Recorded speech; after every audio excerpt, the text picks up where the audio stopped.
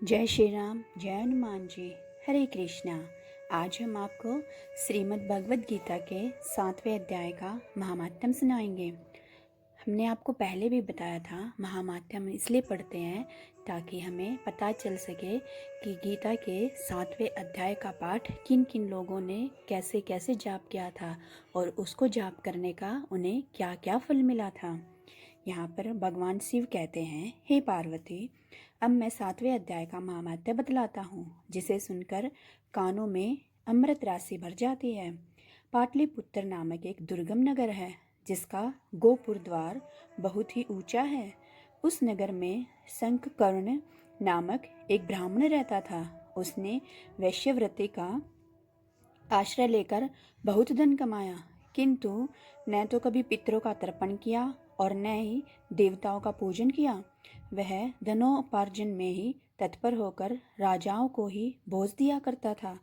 एक समय की बात है, उस ब्राह्मण ने अपना चौथा विवाह करने के लिए पुत्रों और बंधुओं के साथ यात्रा की।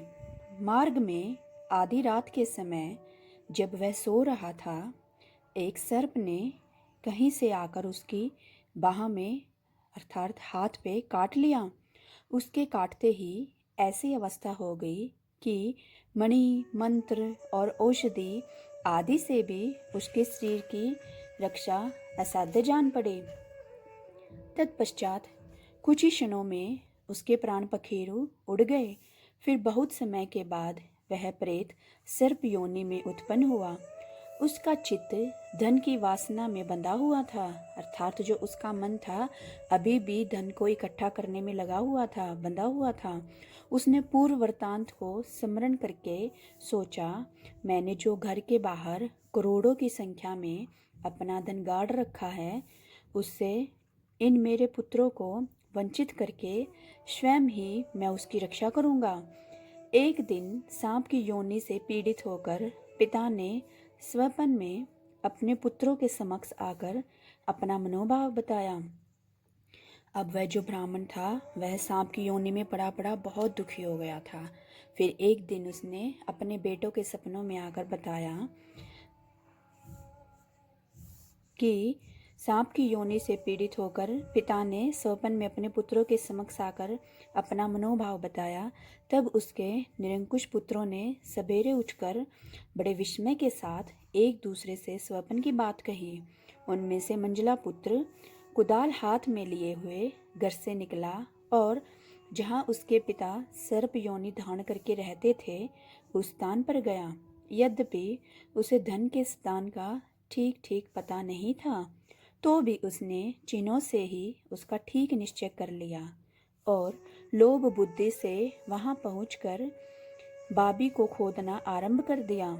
तब उसे बाबी से बड़ा भयानक सांप प्रकट हुआ और बोला, ओ मूढ़, तू कौन है? किस लिए आया है? क्यों बिल को खोद रहा है? अथवा किसने तुझे भेजा है? ये सारी बातें मेरे सामने बता। पुत्र बोला, मैं आपका पुत्र हूँ, मेरा नाम शिव है। मैं रात्रि में देखे हुए स्वप्न से विस्मित होकर यहाँ का सुवर्ण लेने के कौतूहल से आया हूँ। पुत्र की यह वाणी सुनकर वह सांप हंसता हुआ उच्च स्वर से इस प्रकार स्पष्ट वचनों में बोला, यदि तू मेरा पुत्र है तो मुझे शीघ्र ही बंधन से मुक्त कर। मैं पूर्व जन्म के गाड़े हुए धन के लिए ही सर्प योनि में उत्पन्न हुआ हूँ। पुत्र ने पूछा, हे पिताजी, आपकी मुक्ति कैसे होगी? इसका उपाय मुझे बताइए, क्योंकि मैं इस रात में सब लोगों को छोड़कर आपके पास आया हूँ। पिता ने कहा, बेटा, गीता के अमृतमय 7वें अध्याय को छोड़कर मुझे मुक्त करने में कोई भी तीर्थ, दान, तप और यज्ञ भी सर्वथा समर्थ नहीं है। केवल गीता का 7वां अध्याय ही प्राणियों के जरा, मृत्यु आदि दुखों को दूर करने वाला है। हे पुत्र, मेरे श्राद्ध के दिन 7वें अध्याय का पाठ करने वाले ब्राह्मण को श्रद्धापूर्वक भोजन कराओ, इससे निस्संदेह मेरी मुक्ति हो जाएगी। हे वत्स, अपनी शक्ति के अनुसार पूर्ण श्रद्धा के साथ वेद विद्या में प्रवीण अन्य ब्राह्मणों को भी भोजन कराना। सर्प योनि में पड़े हुए पिता के ये वचन सुनकर सभी पुत्रों ने उसकी आज्ञा के अनुसार तथा उससे भी अधिक किया। सब शंकुकर्ण ने अपने सर्प शरीर को त्याग कर दिव्य देह धारण किया और सारा धन पुत्रों के अधीन कर दिया। पिता ने करोड़ों की संख्या में जो धन बांट कर दिया था, उससे वे सदाचारी पुत्र बहुत प्रसन्न हुए। उनकी बुद्धि धर्म में लगी हुई थी, इसलिए उन्होंने बावली, कुआं, पोखरा, यज्ञ तथा देव मंदिर के लिए उस धन का उपयोग किया और अन्नशाला भी बनवाई। तत्पश्चात गीता के 7वें अध्याय का सदा जप करते हुए उन्होंने मोक्ष को प्राप्त किया। हे पार्वती, यह तुम्हें 7वां अध्याय का महात्म्य मैंने बताया है, जिसके श्रवण मात्र से सब मानवों का सब पातकों से मुक्त हो जाते हैं। अब हम आपको गीता के 7वें अध्याय का वर्णन करेंगे आपके सामने। इससे पहले हम कृष्ण भगवान से प्रार्थना करते हैं कि हे प्रभु, आपने जो हमें ये समय दिया है गीता का पाठ करने का, सुनने का, पढ़ने का और सुनाने का, हम सब पर आप अपनी कृपा बनाए रखना। यूं ही व्याकुल हो जाती हूँ मैं, हे प्रभु, भूल जाती हूँ कि आपकी कृपा की तारीख नहीं है। अर्थात जब कोई भी छोटे छोटे दुखों से घबरा जाती हूँ मैं, जब छोटे छोटे दुखों से ही घबरा जाती हूँ मैं, जैसे आपने मुझे अब तक संभाला ही ना हो। हर बार सवाल कर बैठती हूँ आपके मौन होने से। जब हम भगवान की पूजा करते हैं तो वो मौन होते हैं ना, तो हम सोचते हैं कि भगवान हमारी पुकार ही नहीं सुन रहे हैं। जैसे मुझे आपकी करुणा का कोई एहसास ही ना हो।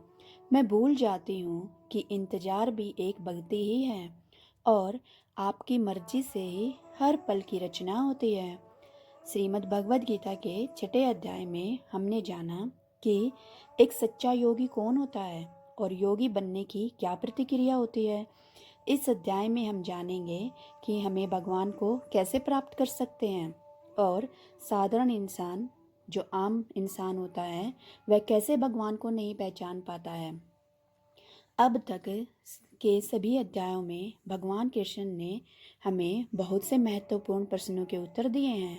उन्होंने बताया है कि परमात्मा तक पहुँचने के 2 प्रमुख कारण हैं, ज्ञान योग और निष्काम कर्म योग। अब हम आपको बताएंगे कि 7वें अध्याय में भगवान कृष्ण ने क्या कहा। उसके उपरांत श्री कृष्ण भगवान बोले, हे पार्थ, तू मेरे में अनन्य प्रेम से आसक्त हुए मन वाला और अनन्य भाव से मेरे प्रायण होकर योग में लगा हुआ मुझको संपूर्ण विभूति, बल, ऐश्वर्य आदि गुणों से युक्त हुआ सबका आत्मरूप जिस प्रकार संशय रहित जानेगा, उसको सुनो। 7वां अध्याय यहाँ भगवान कृष्ण इसमें ज्ञान और विज्ञान के योग के बारे में बता रहे हैं।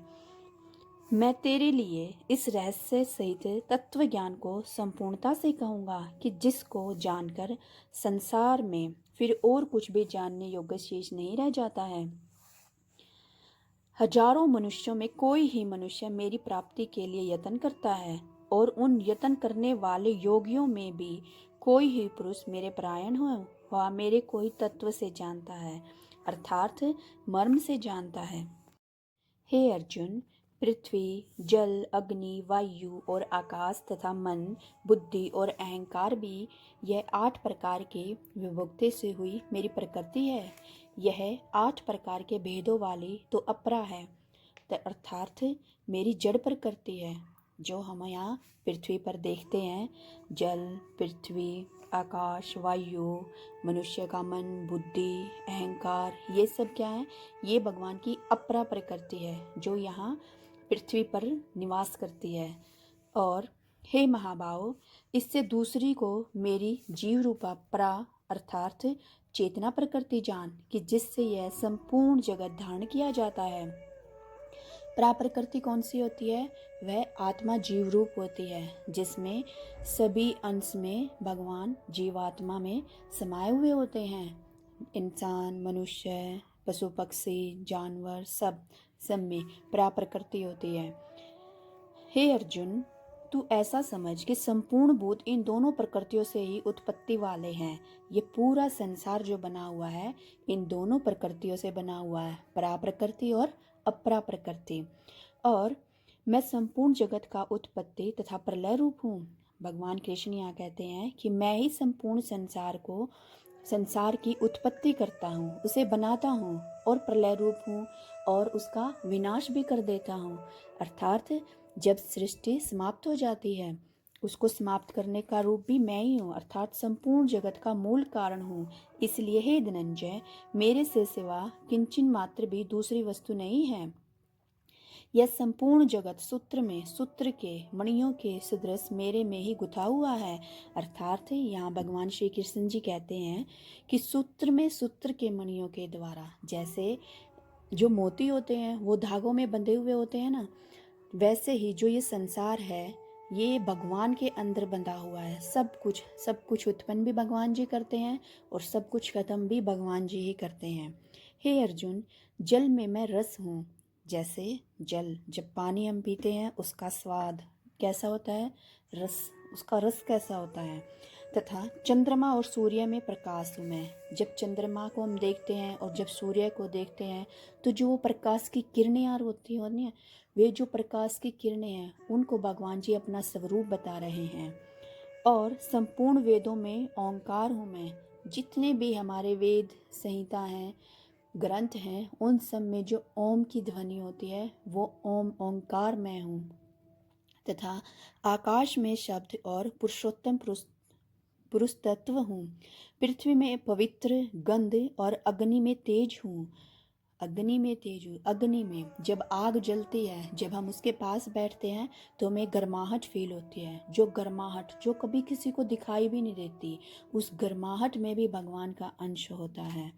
और संपूर्ण भूतों में उनका जीवन हूँ। जितने भी जलचर भूचर प्राणी हैं संसार में, उन सब का जीवन हूँ मैं, अर्थात जिससे वे जीते हैं वह मैं हूँ। और तपस्वियों में तप हूँ। जो तपस्वी तपस्या करते हैं, जो ऋषि मुनि, वो किसकी तपस्या करते हैं, भगवान की तो तपस्या करते हैं, वो भी मैं ही हूँ। हे अर्जुन, तो संपूर्ण भूतों का सनातन कारण मेरे को ही जान। मैं बुद्धिमानों की बुद्धि और तेजस्वियों का तेज हूँ। जो बुद्धिमान लोग होते हैं अपनी बुद्धि के द्वारा वो सब कुछ हासिल कर लेते हैं, अपने जीवन में सफलता प्राप्त करते हैं। तो जो उनकी बुद्धि है वो भी भगवान के द्वारा दी गई है। तेजस्वियों का तेज हूँ। हे भरतश्रेष्ठ, मैं बलवानों का आसक्ति और कामनाओं से रहित बल अर्थात सामर्थ्य हूँ। और सब भूतों में धर्म के अनुकूल अर्थात शास्त्र के अनुकूल काम में हूँ।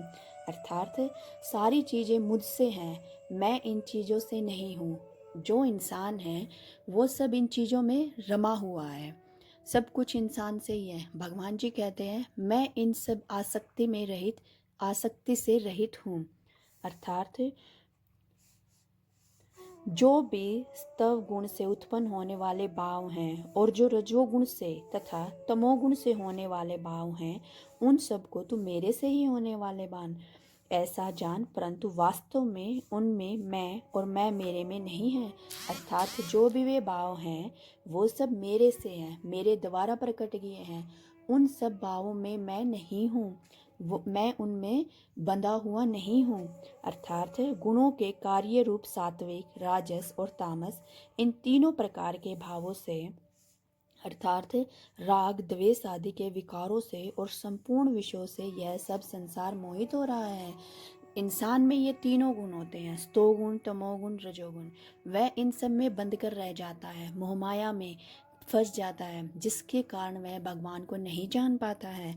संसार मोहित हो रहा है, इस माया के कारण ही तो संसार मोहित हो रहा है। सबको अपना लगता है कि ये मेरा भाई है, ये मेरा बंधु है, माता पिता सब एक दूसरे से माया से बंधे हुए हैं। इसलिए इन तीनों गुणों से परे मुझे अविनाशी को तत्व से नहीं जानता है, क्योंकि यह अलौकिक अर्थात अति अद्भुत त्रिगुणमयी मेरी योग माया बड़ी दुस्तार है। जो तीनों गुणों की जो योग माया है, जिसमें इंसान चंचल मन, तेज बुद्धि अपने स्वभाव के कारण इस माया में फंसा रहता है, परंतु जो पुरुष मेरे को ही निरंतर भजते हैं वे इस माया के उल्लंघन कर जाते हैं। अर्थात जो कई जन्मों से, पूर्व जन्म से भी भगवान को बसते हुए आ रहे हैं, और इस जन्म में भी जिन लोगों को भगवान की पूजा करने का मौका मिला है, वे ही लोग मेरे में बसते हैं, अर्थात मुझको प्राप्त करते हैं। वे इस माया को उल्लंघन कर जाते हैं, अर्थात वे इस माया को पार कर जाते हैं, संसार से तर जाते हैं। ऐसा सुगम उपाय होने पर भी माया द्वारा हरे हुए, ज्ञान वाले और आसुरी स्वभाव को धारण किए हुए तथा मनुष्यों में नीच और दूषित कर्म करने वाले मूढ़ लोग तो मेरे को नहीं बसते। यहाँ भगवान कृष्ण जी कहते हैं कि जो माया में जो लोग फंसे हुए होते हैं, आसुरी स्वभाव के कौन होते हैं? जो असुर राक्षसों की तरह बिहेव करते हैं, शराब जुआ खेलते हैं, शराब पीते हैं, बच्चों को मारते पीटते हैं, वो आसुरी स्वभाव वाले इंसान। और जो मनुष्य में नीच हैं, जो भगवान को नहीं बसते हैं और जो दूषित कर्म करते हैं, जैसे ये बुच्चर वगैरह होते हैं, जो दूसरे पशु पक्षियों को मार कर उनका भोजन बना के लोगों को खिलाते हैं, ये सब जो लोग होते हैं, दुष्ट लोग जो होते हैं, दूषित कर्म करने वाले, जो मूढ़ लोग, जो बुद्धिहीन मूर्ख लोग होते हैं, वे मेरे को नहीं बसते हैं।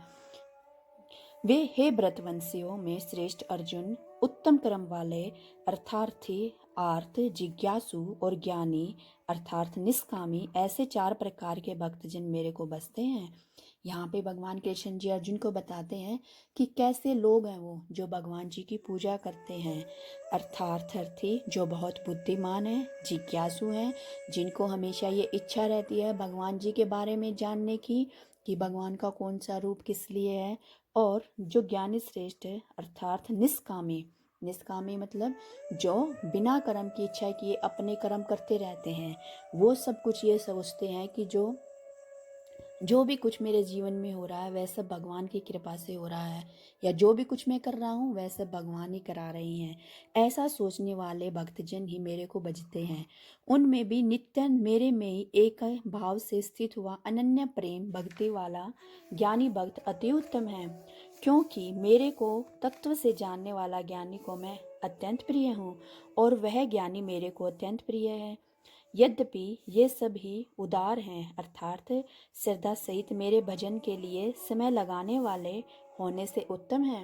अर्थात कितनी भी अपने सांसारिक मोह माया में फंसे होने के बाद भी जो इंसान भगवान के लिए समय निकालता है, उनकी पूजा पाठ करता है, उनके लिए जप तप हवन करता है, वे ही मुझे अति उत्तम है, प्रिय हैं।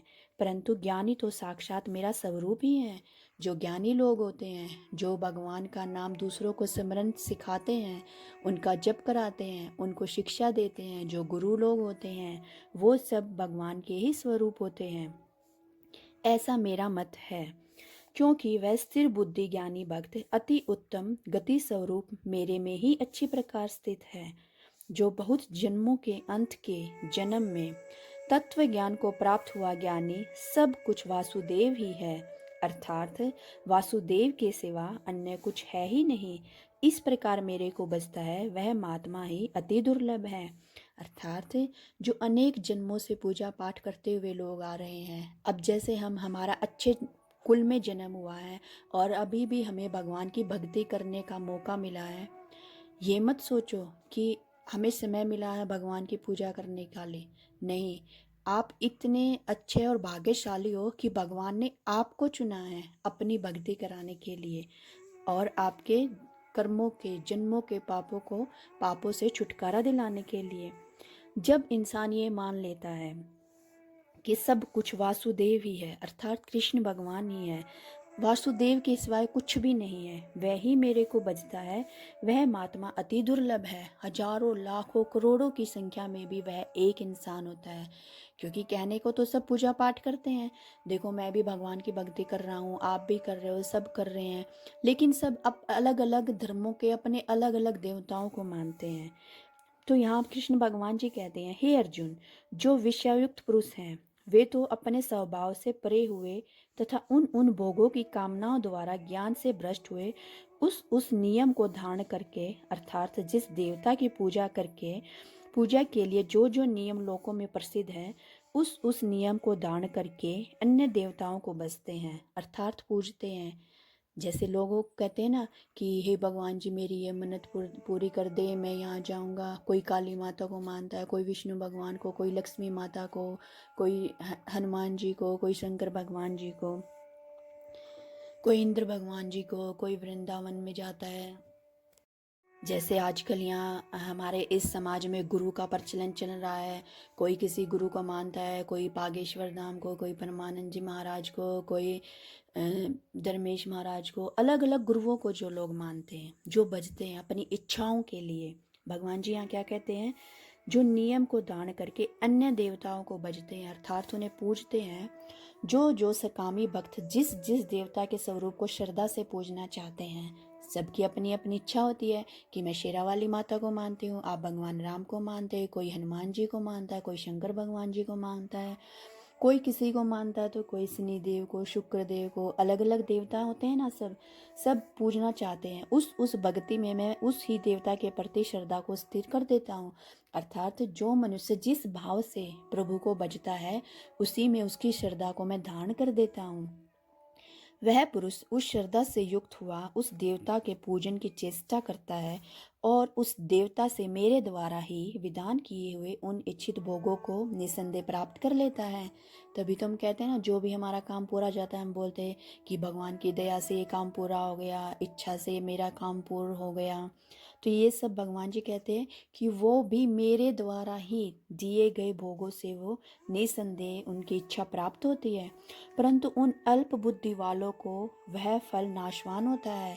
अर्थात जो अल्प बुद्धि वाले, जो ये छोटी बुद्धि के लोग, जो ये सोचते हैं कि सब कुछ मैं अपने आप कर सकता हूँ या मुझे जो मिला है, वह फल नाशवान होता है, कुछ समय के लिए ही होता है वे चीज़ें।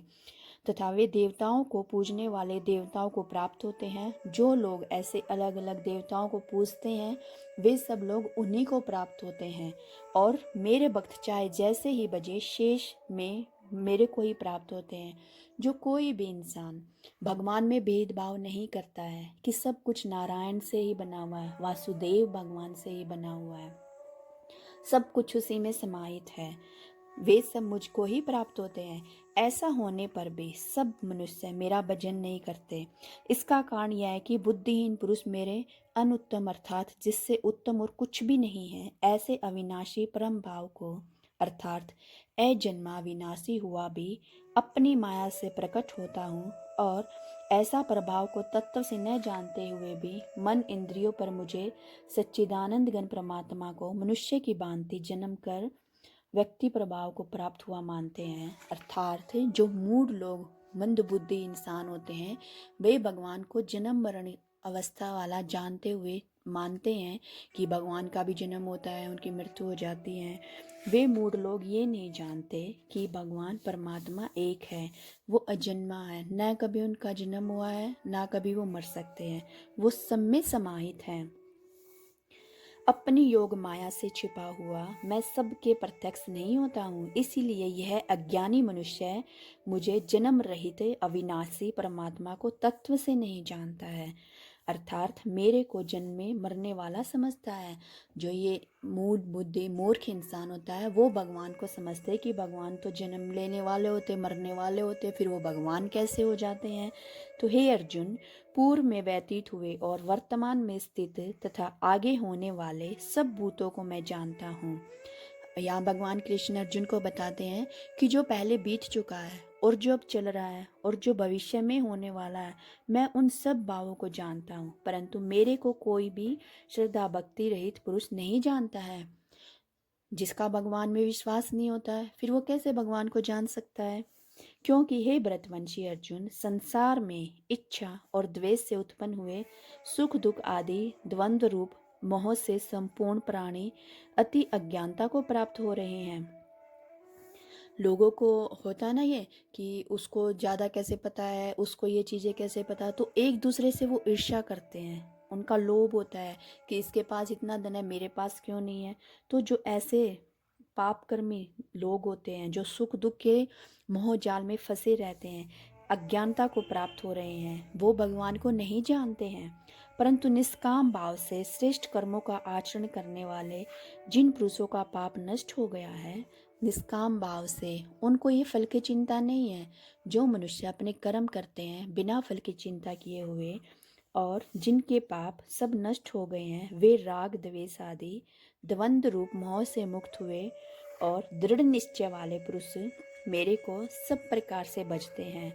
जो मेरे शरण होकर जरा और मरण से छूटने के लिए यत्न करते हैं, अर्थात जो हम मनुष्य योनि हमें मिली हुई है, अब हम भगवान जी की पूजा करते हैं। हम बोलते ना भगवान जी से कितनी बार कि हे भगवान जी अपने पास बुलाना, लेकिन अगली बार अगले इस जन्म मरण के चक्कर में हमें मत फंसाना, हमें यहाँ इस पृथ्वी लोक पर मत भेजना, हमें अपने चरणों में लगाए रखना। हम ऐसी ऐसी प्रार्थना करते ना भगवान जी से। वे पुरुष उस ब्रह्मा को तथा संपूर्ण अध्यात्म को और संपूर्ण कर्मों को जानते हैं, वो सब जानते हैं। इसीलिए वो प्रार्थना करते हैं कि हे भगवान जी हमें जन्म मरण के चक्कर में मत फंसाना। जो पुरुष अधिभूत और अधिक देव के सहित अधि यज्ञ के सहित सबका आत्म रूप मेरे को जानते हैं, अर्थात जैसे भाप, बादल, धूप, पानी और बर्फ यह सभी जल स्वरूप है, वैसे ही अधिभूत, अधिदेव और अधियज्ञ आदि सब कुछ वासुदेव स्वरूप है। अर्थात जैसे हम देखते हैं ना, जब हम पानी को बॉयल करते हैं, उसे गर्म करते हैं, तो उसमें जो भाप उड़ती है, जो बादल बनते हैं, जो धूल के कण होते हैं और जो पानी होता है, इन सब में भी भगवान होते हैं। सब कुछ एक ही तो मात्र होता है कि सब कुछ पानी से बनता है। और वैसे ही अधिभूत, अधिदेव और अधियज्ञ, जो पृथ्वी ब्रह्मांड सब कुछ योग माया जो भी है, वो सब कुछ वासुदेव स्वरूप है। ऐसा जो जानते हैं वे युक्ति चित वाले पुरुष अंत काल में भी मुझको ही जानते हैं, अर्थात वो प्राप्त होते हैं मुझे। इति श्रीमद् भगवद गीता रूपी उपनिषद में ब्रह्म विद्या तथा योग शास्त्र विषय के श्री कृष्ण और अर्जुन के संवाद में ज्ञान विज्ञान योग, आज ये 7वां अध्याय हमारा पूरा हुआ। इसमें भगवान श्री कृष्ण कहते हैं वह इस संपूर्ण सृष्टि का उद्गम, पालन करता और संहारक है। वह हर वस्तु में सार रूप में मौजूद है, जैसे जल में स्वाद, सूर्य और चंद्रमा में प्रकाश, वेदों में ओम अक्षर, पुरुषों में पराक्रम। वे बताते हैं कि सृष्टि के सभी भाव पदार्थ उन्हीं से उत्पन्न होते हैं, लेकिन वे ईश्वर उनमें स्थित नहीं हैं, बल्कि वे गुण उन भावों में स्थित हैं। इन तीनों गुणों में से मोहित होने के कारण ही संसार के लोग परमेश्वर को नहीं जान पाते हैं। जो 4 प्रकार के पुण्यात्मा जो भगवान को बसते हैं वो कैसे होते हैं? जो दुखियों और कष्ट में भगवान को पुकारते हैं, जो जिज्ञासु लोग होते हैं, जो ज्ञान की इच्छा रखते हुए भगवान को याद रखते हैं, अर्थार्थी जो धन, ऐश्वर्य या किसी कामना की पूर्ति चाहते हैं। हम सोचते हैं ना कि भगवान जी मुझे धन दे दो, धन प्राप्ति के लिए हम लक्ष्मी माता जी को पूजते हैं या अन्य अन्य देवताओं की पूजा करते हैं। तो जो ज्ञानी लोग होते हैं, जो भगवान को तत्व से जानते हैं और निरंतर उन्हीं में स्थित रहते हैं, वह सर्वश्रेष्ठ भक्त हैं। और जो 4 प्रकार के वे लोग होते हैं जो भगवान को नहीं बसते हैं, वे कैसे लोग होते हैं? वे मूढ़ होते हैं, बुद्धिहीन, नराधम होते हैं, जो मनुष्य में नीचता पे रहते हैं और माया द्वारा हरण किए गए ज्ञान वाले, आसुरी स्वभाव धारण किए हुए जो रहते हैं, असुर प्रकृति के जो होते हैं। भगवान बताते हैं कि जो लोग अपनी अपनी कामनाओं से प्रेरित होकर अन्य देवताओं की पूजा करते हैं, उनका विश्वास भी उन्हें श्री कृष्ण द्वारा दृढ़ किया जाता है। अर्थात भगवान ही उन्हें ऐसा आशीर्वाद देते हैं कि जैसे आप अलग अलग भगवानों को बसते हो तो उनकी आस्था आप में बनी रहे, लेकिन उन देवताओं से मिलने वाला फल नाशवान होता है, जबकि भगवान की पूजा करने वाला परम गति को प्राप्त होता है। यह अध्याय इस बात पर भी जोर देता है कि वासुदेव भगवान ही सब कुछ है, अर्थात वासुदेवः सर्वम इति ही। और ऐसा जानने वाला ज्ञानी भक्त अत्यंत दुर्लभ होता है। ज्ञान विज्ञान द्वारा भगवान को तत्व से जानने पर ही मोक्ष की प्राप्ति संभव है। ज्ञान के माध्यम से ही भगवान की महिमा, परा और अपरा प्रकृति को जानना और फिर विज्ञान अनुभव द्वारा उस ज्ञान को अपने जीवन में उतारकर परमेश्वर के साथ योग स्थापित करना ही ज्ञान विज्ञान योग है। और अब आप हमें बताइएगा कि आपने इस ज्ञान विज्ञान योग से क्या सीखा है। आप हमें कमेंट करके ज़रूर बताइए और चैनल को लाइक शेयर सब्सक्राइब कीजिए। आज के अध्याय में बस इतना ही। हरे कृष्णा, राधे राधे, हरे कृष्णा।